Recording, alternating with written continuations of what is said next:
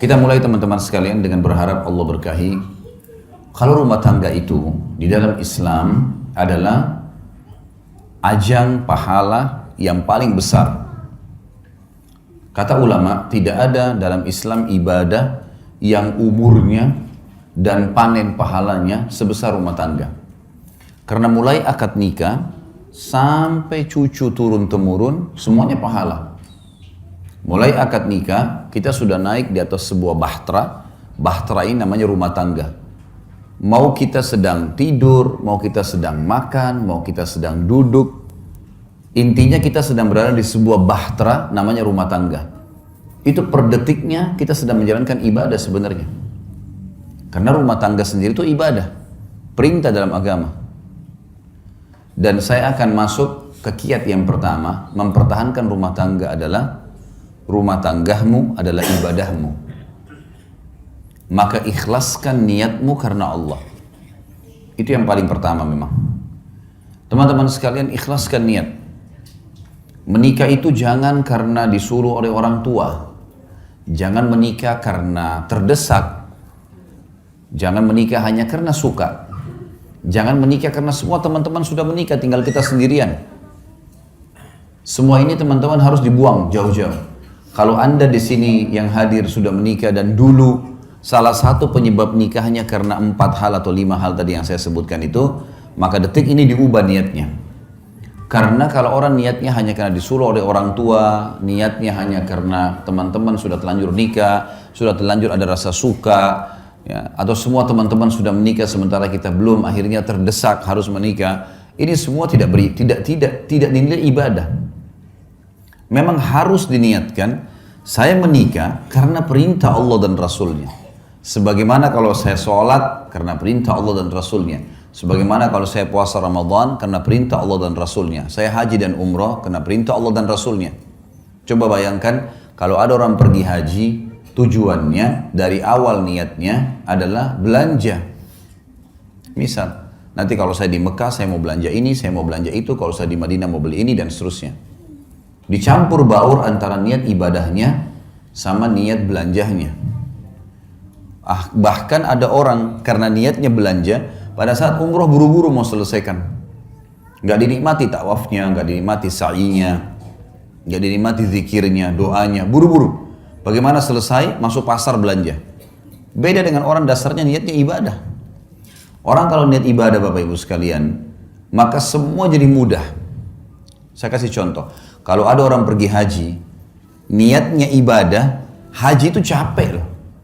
Berangkat dari Jakarta saja misalnya ke Jeddah 9 jam.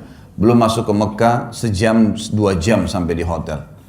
Belum kita harus tinggal di Mina, di kemah, jumrah, panas matahari, desak-desakan sama orang. Kemudian juga ada Muzdalifah, ada Arafah. Paket, capek sebenarnya, letih. Gitu kan?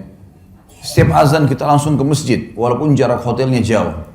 Tapi subhanallah, orang kalau niatnya ibadah, pulang haji ditanya, Bapak Ibu yang sudah capek nih, sudah 40 hari di sana, 30 hari di sana, tanya mau haji lagi nggak? Pasti jawabannya mau. Kalau orang niat ibadah, dia mau lagi. Suka dukanya semua jadi mudah. Yang panasnya, yang makanannya kehabisan, yang hotelnya jauh, terlupakan semua. Yang antri panjang di imigrasi, dilupain semuanya. Karena niat ibadah itu berbeda. Orang kalau bangun sholat malam, dia niat memang ibadah karena mau berkomunikasi dengan Allah, mau beribadah kepada Allah, lain. Dengan orang yang hanya kebetulan pasangannya bangunin, supaya dia bangun sama-sama. Atau mungkin karena teman-temannya lagi kebetulan nginap, misalnya di satu tempat seperti ini, nginap, kemudian teman-temannya semua buat program bangun sholat malam, dan dia ikut-ikutan. Beda sekali. Makanya harus diniatkan dari awal ibadah. Ada sebuah kata kunci dalam masalah ini. Semua yang berhubungan dengan kita teman-teman sekalian di muka bumi ini, tanda kutip ya, tanda kutip, adalah boneka-boneka yang sedang Allah titipkan. Saya bilang sama istri saya, dan saya juga sampaikan ke Bapak Ibu sekarang, saya juga sampaikan dalam pelatihan-pelatihan saya. Kalau kamu, saya bilang sama istri saya, adalah titipan Allah kepada saya anggap kamu tanda kutip boneka, tanda kutip yang Allah titipkan, mengatakan Khalid ini istrimu. Didik dia, lindungi dia, berikan dia hasil keringatmu, nafkahmu. Karena saya, maka saya akan berikan pahala, kau masuk surga. Saya bilang sama istri saya, sebaliknya kamu juga begitu. Kamu menganggap saya, tanda kutip, adalah boneka, tanda kutip ya, yang Allah titipkan. Ini suamimu ya. Layani dia, cuciin bajunya, buatin masakannya, biologisnya, didik anaknya, jaga amanah rumahnya. Karena saya, kata Allah, saya kasih pahala, mati, masuk surga. Ini yang dimaksud dengan ibadah nih. Seperti itu kita memahaminya. Sehingga kita tidak pernah jenuh dalam menjalankan kewajiban. Coba bayangkan Bapak Ibu sekalian, di sini kita mulai dari bapak-bapak misalnya. Istri kita nggak pernah kita kenal sebelumnya. Begitu menikah, kita setengah mati banting tulang di luar sana, nagih utang, jual produk, bangkrut usaha, segala macam. Setelah selesai dapat hasil, kita tinggal kasih kepada istri kita. Dia yang makan, dia yang beli baju, dia yang menikmatinya. Kalau bukan karena niat ibadah, bisa saja seorang laki-laki bilang, siapa perempuan ini enak benar? Hasil keringat saya tiba-tiba langsung diambil saja. Satu sisi. Ibu-ibu juga bisa begitu.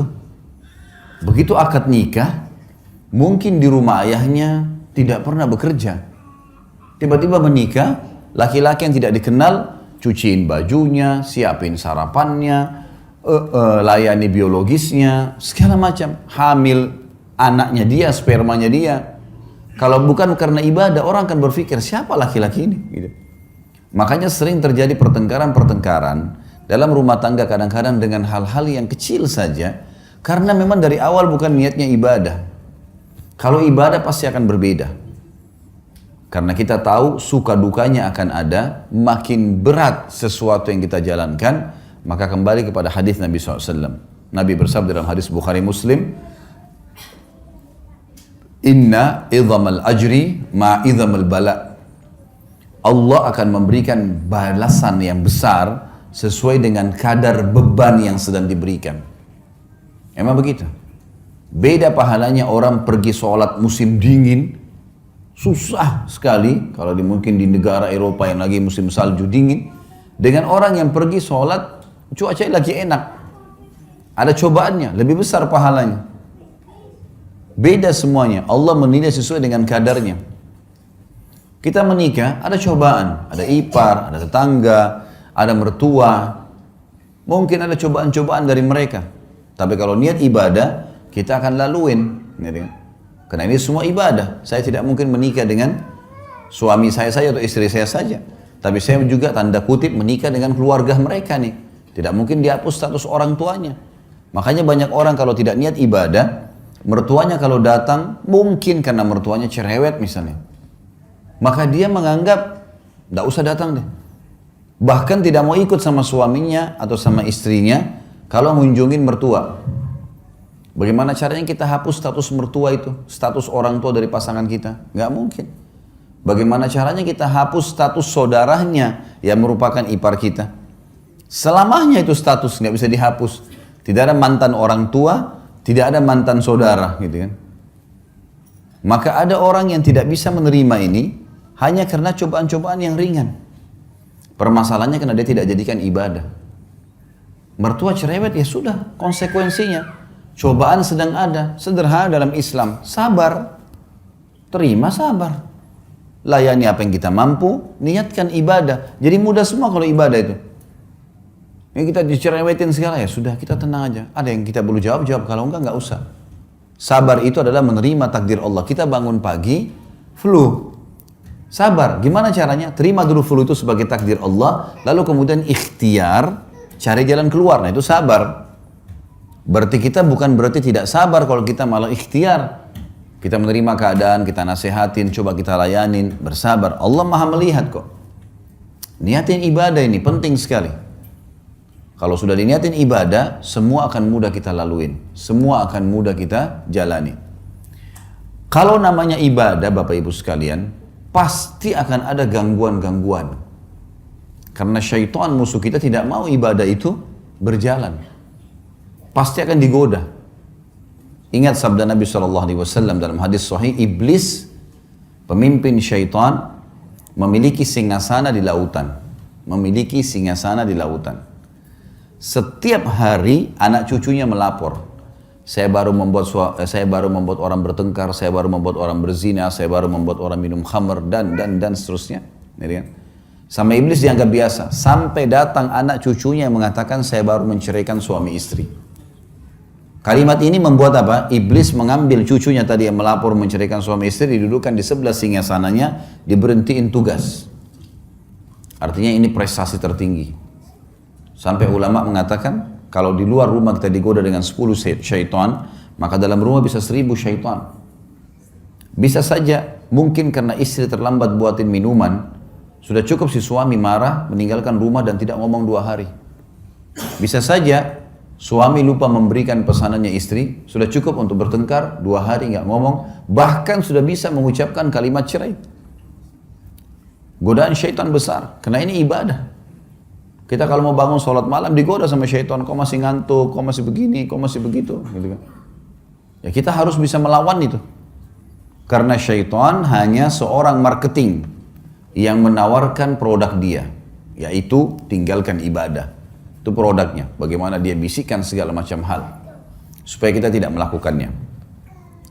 Ini yang pertama teman-teman sekalian. Jadi kita harus menjadikan rumah tangga kita adalah ibadah. Maka ikhlaskan niat karena Allah.